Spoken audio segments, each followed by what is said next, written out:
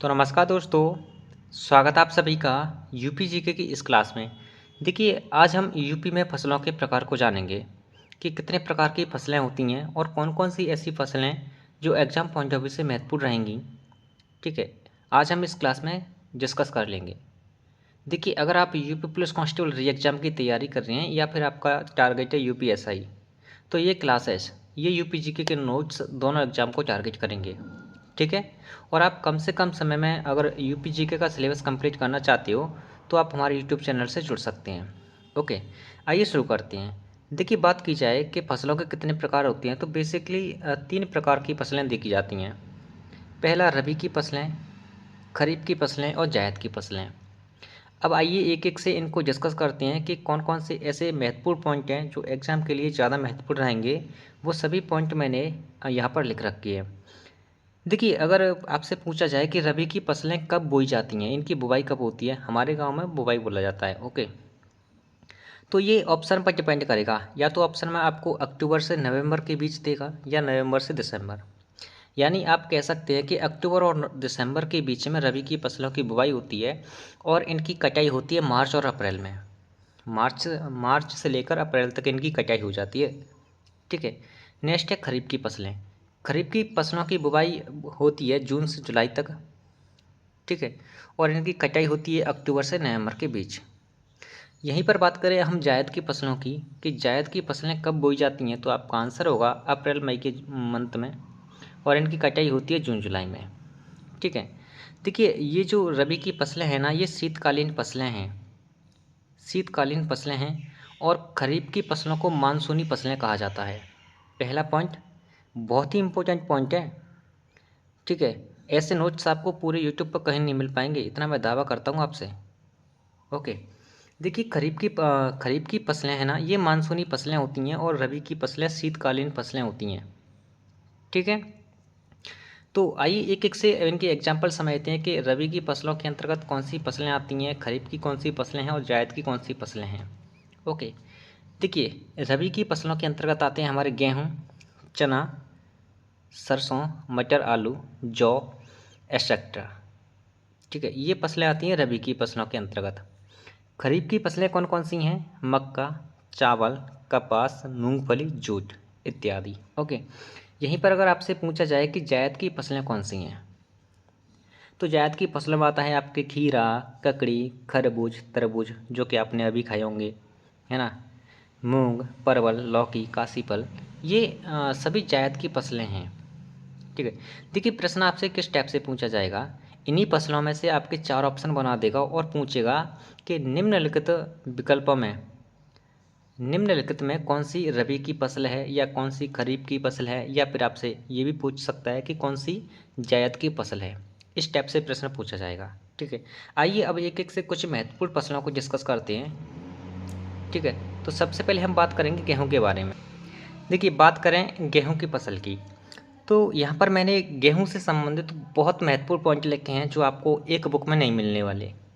ठीक है, देखिए, अगर गेहूं के क्षेत्रफल की बात करें कि यूपी में इसका कितना क्षेत्रफल है, तो आपका आंसर होगा 24%।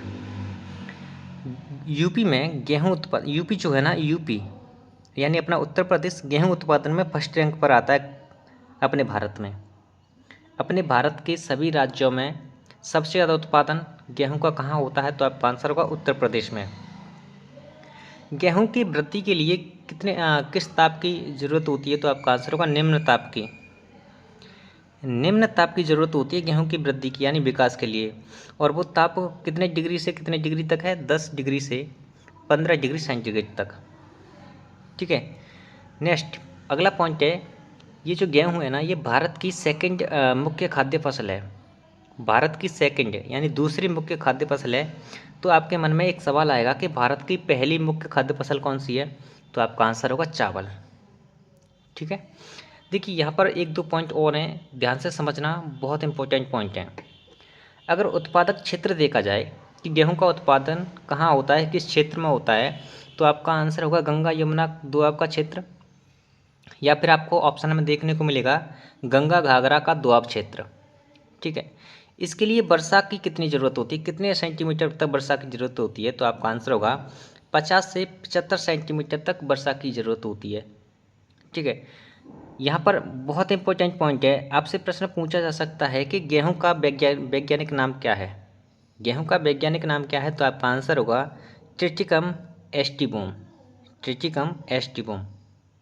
ठीक है, ये हुआ इसका वैज्ञानिक नाम। अगर कभी कभार आपसे ये पूछ लिया जाए कि कौन कौन से ऐसे ज़िले हैं जहाँ पर गेहूं सर्वाधिक मात्रा में उत्पादन होता है, वैसे इतना डेप्थ में जाकर नहीं पूछेगा, ये यूपीपीसीएस लेवल का एग्जाम बन जा क्वेश्चन बन जाता है यहाँ से, अगर इतनी डेप्थ में पूछेगा तो। ठीक है, जैसे हरदोई, अलीगढ़, बुलंदशहर, गोरखपुर, शामली, मुजफ्फरनगर, ये कुछ प्रमुख जिले हैं जहाँ पर गेहूँ सर्वाधिक मात्रा में उत्पादित किया जाता है। ओके, आइए नेक्स्ट फसल के बारे में जानते हैं, जो है चना की फसल। देखिए, बात करें चना की फसल की, तो चना एक दलहनी फसल है। कैसी फसल है? दलहनी फसल है। और यूपी में दलहनी फसलों में चने का उत्पादन सबसे ज़्यादा होता है। यूपी में दलहनी फसलों में चने का उत्पादन सबसे ज़्यादा होता है। और इसके उत्पादन के लिए कितने टेम्परेचर की ज़रूरत होती है, तो आपका आंसर होगा 15 से 25 डिग्री सेंटीग्रेड तक। ठीक है, सेल्सियस तक। ठीक है, देखिए, अगर उत्तर प्रदेश में उत्पादक क्षेत्र देखा जाए किसका? चने का। आपसे प्रश्न पूछा जाए कि यूपी में सर्वाधिक उत्पादक क्षेत्र किसका? चने का, तो आपका आंसर होगा बुंदेलखंड भटारी क्षेत्र। बुंदेलखंड भटारी क्षेत्र। ठीक है, चना जो है एक मिश्रित फसल है। ये बहुत ही शानदार प्रश्न है, यहाँ पर बन जाता है आपका, बहुत ही इंपॉर्टेंट पॉइंट बन जाता है। आपसे पूछा जा सकता है कि चना किस प्रकार की फसल है, तो आपका आंसर हो सकता है उसमें मिश्रित फसल है। चना मिश्रित फसल है, क्यों? क्योंकि देखो, जब गेहूं की बुवाई होती है तब चना की बुवाई हो जाती है। गेहूं के साथ भी चना बोया जाता है, मटर के साथ भी चना बोया जाता है, और सरसों के साथ भी चना बोया जा सकता है। ठीक है, देखो, यहाँ तो हमने इसके यूपी में सर्वाधिक प्लस का मतलब है सर्वाधिक। ओके, सर्वाधिक उत्पादक क्षेत्र कौन सा है, तो आपका आंसर होगा बुंदेलखंड भटारी क्षेत्र। ये तो मैंने एक बुंदेलखंड भटारी क्षेत्र बता दिया। ठीक है, अगर आपसे जिले पूछ लिए जाएं, देखो, यहाँ तो इसका उत्पादन होता ही होता है यहाँ पर। साथ ही साथ चने का उत्पादन यूपी के पश्चिमी भाग में भी होता है। किस में होता है? यूपी के पश्चिमी भाग में। आइए कुछ ज़िलों के बारे में जान लेते हैं। अगर आपसे ज़िले पूछ लिया जाए तो आप यहाँ से डायरेक्ट आंसर कर सकते हैं, जैसे आगरा, इटावा, अलीगढ़, झांसी। झांसी हो गया आपका बुंदेलखंड भटारी क्षेत्र के अंतर्गत। मिर्ज़ापुर, सोनभद्र। ठीक है, इन जिलों में सर्वाधिक चना उत्पादित किया जाता है। ठीक है, आइए एक फसल के बारे में और जानते हैं। अगली फसल है चावल। देखिए, चावल की बात की जाए तो यहाँ पर मैंने चावल से संबंधित जितने भी पॉइंट लिखे हैं ना, एग्जाम ओरिएंटेड पॉइंट हैं। अगर आप मॉक टेस्ट लगा रहे होंगे यूपी पुलिस कांस्टेबल का या यूपीएसआई का, तो आपको देखने को मिल सकता है इस टॉपिक से एक प्रश्न। देखिए, बात की जाए कि चावल की, तो चावल है ना, ये चावल भारत की पहली मुख्य खाद्य फसल है। अगर आपसे प्रश्न पूछा जाए कि भारत की पहली मुख्य खाद्य फसल कौन सी है, तो आपका आंसर होगा चावल। चावल एक खरीफ की फसल है। रबी की फसल है या खरीफ की फसल है, तो आपका आंसर होगा चावल खरीफ की फसल है। ठीक है, इसके उत्पादन के लिए किस प्रकार की मिट्टी की ज़रूरत होती है, तो आपका आंसर होगा चिकनी दोमट मिट्टी की। चिकनी दोमट मिट्टी की आवश्यकता होती है इसके उत्पादन के लिए। अगर आपसे प्रश्न इस टाइप से पूछा जाए कि यूपी के पास, उत्तर प्रदेश के पास धान का कितना क्षेत्रफल है, तो आपका आंसर होगा 18%। ठीक है, अब इसके उत्पादन की बात करें, अगर देखिए इसका उत्पादन अपने सबसे ज़्यादा अपने भारत में कहाँ पर होता है, तो आपका आंसर होगा वेस्ट बंगाल में। वेस्ट बंगाल में होता है अपने भारत में सबसे ज़्यादा। और अपने यूपी की बात की जाए तो यूपी दूसरे नंबर पर आता है चावल के उत्पादन में अपने भारत में। उत्तर प्रदेश सेकंड नंबर पर आता है।